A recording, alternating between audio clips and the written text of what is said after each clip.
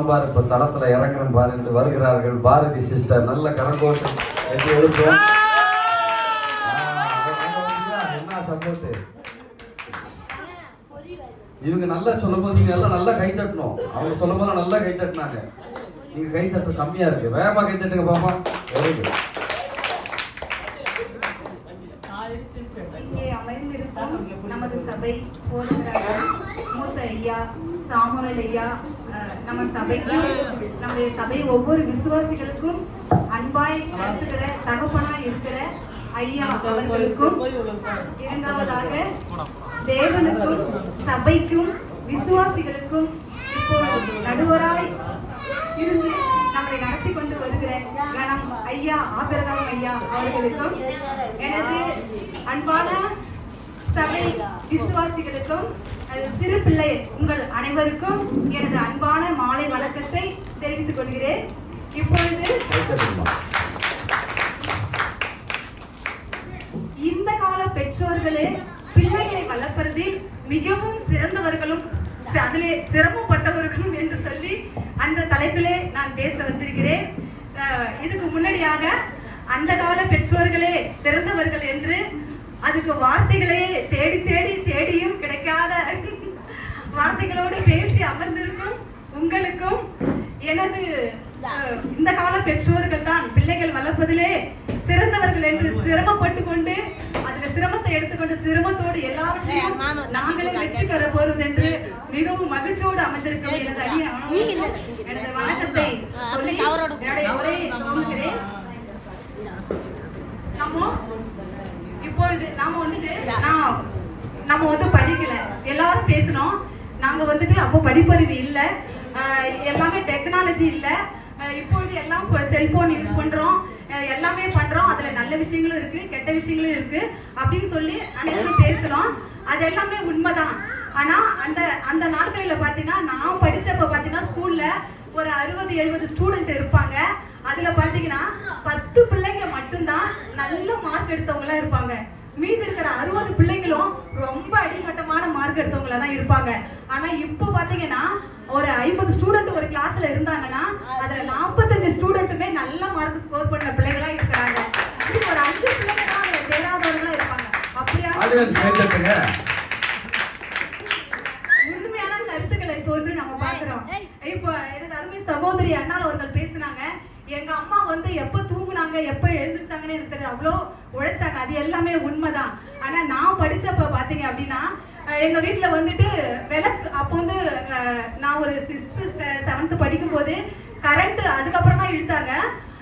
கரண்டே இருக்காது, விளக்கேற்றி வச்சுதான் படிக்கணும். அப்ப நான் படிப்பேன். ஆனா அவங்க எல்லாம் வயல்ல வேலை செஞ்சுட்டு வந்து ரொம்ப அதிகமா இருக்கிறதுனால அவங்க வந்து விளக்க அமைச்சிட்டு படுத்துருவாங்க. ஏன்னா அப்போ அவங்களோட படிப்போட அவசியமா அவங்களுக்கு தெரியல.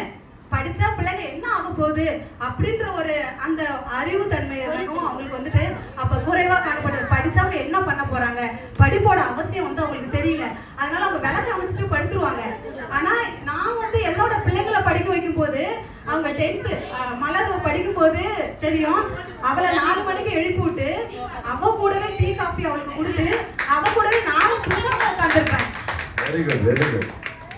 அவ எங்க தூங்கிடுவாளோ அப்படின்னு என்னோட தூக்கத்தையும் இழந்து மலர் இப்படி சொல்றா அப்படின்றா, என்னோட தூக்கத்தையும் இழந்து நான் எழுந்து எங்க வெளில போயிட்டு அவ படிக்காம போயிடுவானா அவளோட ஆப்போசிட்லயே அவளை உட்கார வச்சு எதிர்க்க அவ எவ்வளவு நேரம் தூங்காம இருக்காங்களோ நானும் தூங்காம இருந்து எங்க பிள்ளைய படிக்க வச்சிருக்கோம். அப்ப படிப்போட அவசியம் வந்து இப்போ இருக்கிற பெற்றோர்களுக்கு மட்டும்தான் தெரியுது. அப்போ வந்து அவங்களுக்கு தெரியல, அதோட அவசியம் தெரியல. அதை நான் குறையா சொல்லல, அதோட அவசியம் அவங்களுக்கு வந்து ஆனா தெரியல. ஆனா இப்போ உள்ள பிள்ளைங்க வந்துட்டு போனெல்லாம் யூஸ் பண்ணி நிர்மலா சிஸ்டர் சொன்னாங்க பேசிட்டு போய் எங்கேயோ மோதிக்கிறாங்க. அதெல்லாம் உண்மைதான். ஆனா இப்ப பிள்ளைங்களுக்கு சிஸ்டம் யூஸ் பண்றதுனால அவங்களோட அறிவு திறமைகளும் பார்த்து எப்படி டெக்னாலஜி மைண்டா ஆயிடுச்சு. பிள்ளைங்களுக்கு அவ்வளோ அறிவு திறமைகள் வந்து நிறைய வளர்ந்துருக்கு. இப்ப எனக்கு தெரியாத விஷயங்கள்லாம் என் பிள்ளைங்களை கேட்டு தான் நான் தெரிஞ்சுக்கிறேன். என்னால படிக்க முடியாத விஷயங்களை என் பிள்ளைங்களை கேட்டு தான் தெரிஞ்சுக்கிறேன். அந்த அளவுக்கு வந்துட்டு பிள்ளைங்க இப்போ வந்து வளர்ந்துருக்கிறாங்க. இது அந்த கால பெற்றோர்களால செய்ய முடியாத நாம வந்து இந்த கால பெற்றோர்கள் வந்துட்டு செய்யறோம். இது வந்துட்டு லைவா உண்மையா நேச்சுரலா நம்ம ஒவ்வொரு நாளைக்கும் அன்றாட வாழ்க்கையில இது பிள்ளைங்களுக்கு நடக்கிறது. ஆனா நம்ம வேதத்தின்படியா பார்க்க போனோம் அப்படின்னா ஒரு தகப்பன் தன் பிள்ளைகளுக்கு ஒரு பிள்ளைக்கு எப்படி கொடுக்கறாருன்னு சொல்லிட்டு இப்போ பார்ப்போம். நம்ம எவ்வளவு கஷ்டப்பட்டாலும் என்னதான் நம்ம வந்துட்டு கஷ்டப்பட்டு பிள்ளைய நான் வந்து கஷ்டப்பட்டிருக்கேன், நான் படிக்கல, என்கிட்ட எந்த சொத்துமே இல்லை, ஆனாலும் என் பிள்ளைய நான் நல்லா வளர்ப்பேன், என் பிள்ளைய நான் வந்து ஒரு பெரிய ஆளா வளர்ப்பேன், அவனை ஒரு பெரிய உயர்ந்த அந்தஸ்துல வைப்பேன். அப்படிதான் நம்மள ஆண்டவரும் நம்மளுக்கு போதிக்கிறாரு. உயர்ந்த அடக்கத்திலே நான் வைப்பேன் என்று ஆண்டவர் சொல்ற. அப்படிதான் அவரோட வார்த்தை முறை நம்ம எடுத்துக்கொண்டு நம்ம பிள்ளைகளே வந்துட்டு நல்ல உயர்த்த, நான் படிக்கல, எனக்கு இது கிடைக்கல, இந்த இடத்துக்கு என்னால போக முடியல, ஆனா என் பிள்ளைய வந்துட்டு நான் பெரிய அளவு எத்தனையோ பேர் கேட்டிருக்கேன். அவங்க வந்துட்டு தூய்மை பணியாளரா இருப்பாங்க, என்னோட பிள்ளை வந்து நீங்க கலெக்டரா இருக்கும் அப்படின்னு சொல்றாங்க.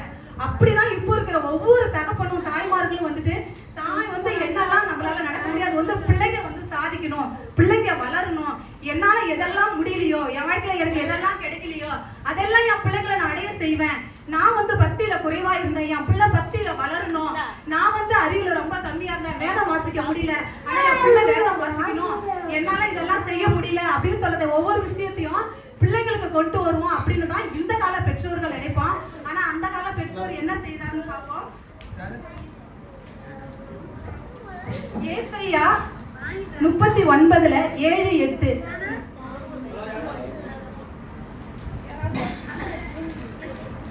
நாங்க வாசிக்கணுமா?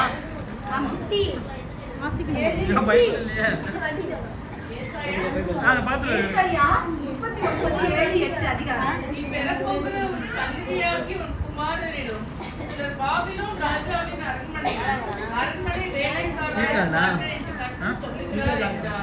அப்பொழுது எசேக்கியா ஏசாயாவை நோக்கி, கர்த்தருடைய வார்த்தை நல்லதுதான் என்று சொல்லி என் நாட்களிலாவது சமாதானமும் உண்மையும் இருக்குமே என்றான். ஆமென். இந்த வசனத்தை பாருங்க. தன்னுடைய தகப்பனுக்கு வந்து சொல்றாங்க, நீ வந்து இந்த ரகசியத்தெல்லாம் வெளியே சொன்னீனா உன் பிள்ளைங்க வந்து அடிமையா, ராஜாவா இருக்க போற உன் பிள்ளைங்க அடிமையாக்கப்படுவாங்க, அவங்க வந்து சிறையில் அடைக்கப்படுவாங்க, அவங்க வந்துட்டு இதெல்லாம் நீ வந்து இழக்கணும் அப்படின்னு ஒரு தகப்பன்கிட்ட சொல்லியும், ஆனா அந்த தகப்பன் வந்து அந்நியருக்கு பாபிலோன் ராஜாவுக்கு வந்துட்டு தன்னுடைய ரகசியங்கள்லாம் அவர் வந்து வெளியே சொல்லிடுறாரு, பொக்கிஷங்களையும் தேவ ஆலயத்தையும் திறந்து காமிச்சிருவாரு. அவங்க வந்து அப்போ வந்து அததான் வந்து கர்த்தர் வந்து இதெல்லாம் நீ வந்துட்டு இப்படி வந்து சொன்னியே, நீ சொன்னதுனால உன் பிள்ளைங்க தான் இதனால பாதிக்கப்பட போறாங்க, ஆனா நீ ராஜாவா இருக்கிற. எசேக்கியேல் வந்து ஒரு பெரிய ராஜா, அவர்கிட்ட நிறைய நல்ல விஷயங்கள்லாம் இருக்கு, அந்த ராஜாவுக்கு முன்னும் இல்லை அவருக்கு பின்னும் இல்லை. ஆனாலும் அவர் எப்படி இருக்காரு பாருங்க, அவர் ராஜாவா இருந்தும் தான் பிள்ளை அடிமையாக போறானே, அவன் வந்துட்டு 70 வருஷம் வந்து சிறையில் அடைக்க போறாங்க, இதெல்லாம் தெரிஞ்சுமே ஆனா வந்து ஒரு பதட்டமும் படல, தான் பிள்ளைய சிறையில் அடைக்க போறான்னு சொல்லி அவர் எந்த பதட்டமும் படாம அவர் வந்து எப்படி சொல்லியிருக்கிறாரு. அப்பொழுது எசேக்கியா ஏசாயாவை நோக்கி, நீ சொன்ன கர்த்தருடைய வார்த்தை நல்லதுதான் என்று சொல்லி என் நாட்களிலாவது சமாதானமும் உண்மையும் இருக்குமோ என்றார். அவர் எப்படி பிள்ளை எப்படி போனா என்ன, அவன் ராஜாவா இருந்தானா, அவன் அடிமையா இருந்தா என்ன, அவன் 70 வருஷம் சிறையில் அடைக்கப்பட்டா என்ன, என் நாட்களிலாவது நான் சமாதானமா இருக்கல, ஏன் ராஜா பதவிக்கு எதுவும் ஆயிடாது இல்ல, நான் ராஜாவை தானே இருக்க போறேன், நான் சமாதானமா தான் இருக்க போறேன்னு ஒரு தகப்பன் இப்படி சொல்றாரு. இப்படி ஒரு தகப்பனா இருக்கக்கூடாது. ஆனா எசேக்கியேல் ராஜா கிட்ட நிறைய நல்ல விஷயம் இருக்கு, ஆனா ஒரு பிள்ளைகள் வளர்ப்பதில் அவருடைய பிள்ளைக்காக அவர் வந்து எதுக்கும் பாரப்படல, தான் பிள்ளை அடிமையாக்கப்படணும்னு சொல்லியுமே அவர் ரகசியத்துல இப்படியெல்லாம் வெளியில சொல்லி, அதே மாதிரி அவர் சொன்ன அந்த வார்த்தையினால பிள்ளைகள் 70 வருஷம் சிறையில் அடைக்கப்பட்டாங்க, ராஜாவா வாழ வேண்டிய பிள்ளைகள் அடிமையாக்கப்பட்டாங்க. இது இப்படி எசேக்கியேலை பத்தி எசேக்கியேல் ராஜா தன் பிள்ளைக்கு செய்தது. இரண்டாவதாக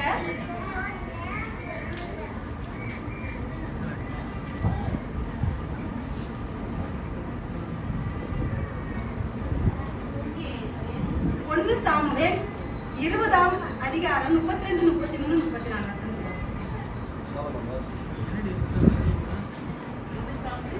1 சாமுவேல் 20, 32, 33.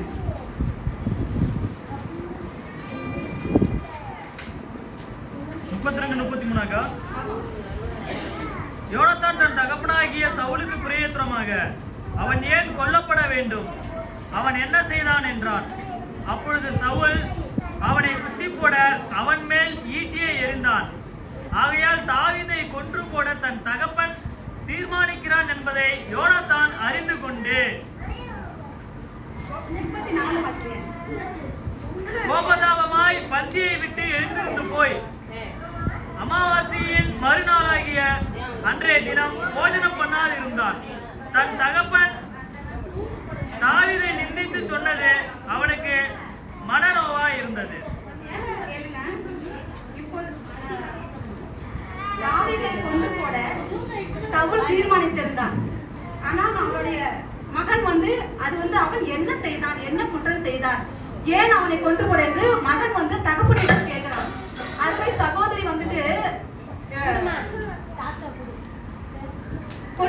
ஏன் கொண்டு போட வேண்டும் என்று கேட்கிறான்.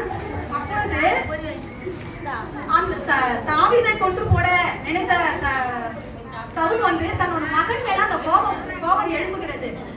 நம் தன்னுடைய பிள்ளைகளிடத்திலிருந்து நாம் கட்டுக்கிற விஷயம் நிறையவா இருக்கிறது. இன்றைய காலத்திலே நான் சொன்னது போல அப்படியாக இந்த பிள்ளைகளும் அவரை கொன்று போட கொலை செய்வதற்கு அவன் என்ன செய்தான் என்று சொல்லி அவனை கேட்கும் போது அந்த கோபம் எப்படி நம்ம பிள்ளை நமக்கு எதிராக இப்படி பேசுறான்னு சொல்லி ஒரு தகப்பன் தாவீது மேல எரிகிற ஈட்டியை தன் பிள்ளை மேல அந்த ஈட்டியை எரிகிறான். நாவனால பேசாத வார்த்தைகள் குற்றம். அருமை சகோதரி சொன்னாங்கல்ல, என்னோட பிள்ளை பாரு அடங்கவே இல்லை, கீழ்ப்படியவே இல்லை. தேவ சமூகத்திலிருந்து பிள்ளைகளை நாம் எப்பொழுதும் குற்றப்படுத்த கூடாது. அவர்கள் பாவமாக செய்தாலும் அது எப்படியாக அன்பாக நம்ம பிள்ளைகளை நடத்தணும். தேவ சமூகத்துல பொல்லாத சாட்சிகளாக பிள்ளைகளை குறித்து நாம் பெற்றோர்கள் அப்ப அவங்க அன்றைய கால பெற்றோர்கள்னாலதான் அந்த நாணம் இல்லாத படிக்க இப்படியாக பிள்ளைகளை தேவ சமூகத்துல இப்படியாக சொல்றாங்க. ஆனா பிள்ளைகள் எப்படி சொல்றது, அவனை நீ கொன்று போடுற அளவுக்கு என்ன செய்தான் அப்படின்னு சொல்லி பிள்ளை கேட்கிறான்.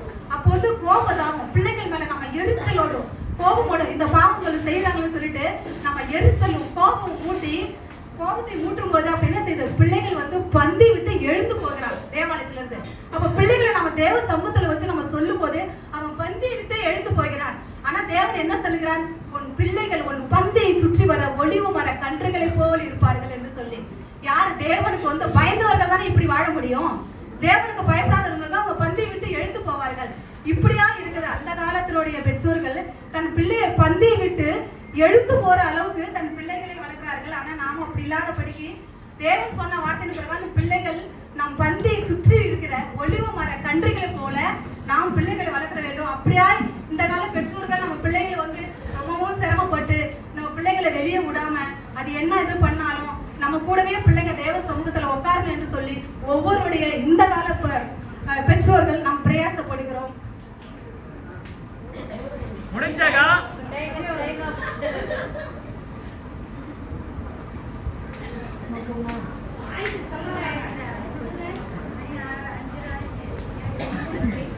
நீங்க சொல்றது இங்க அப்படியே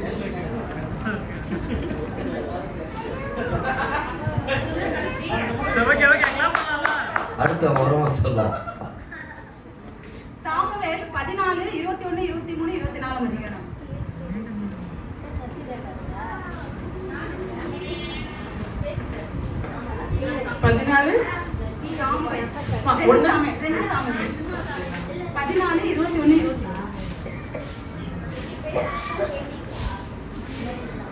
அப்பொழுது ராஜா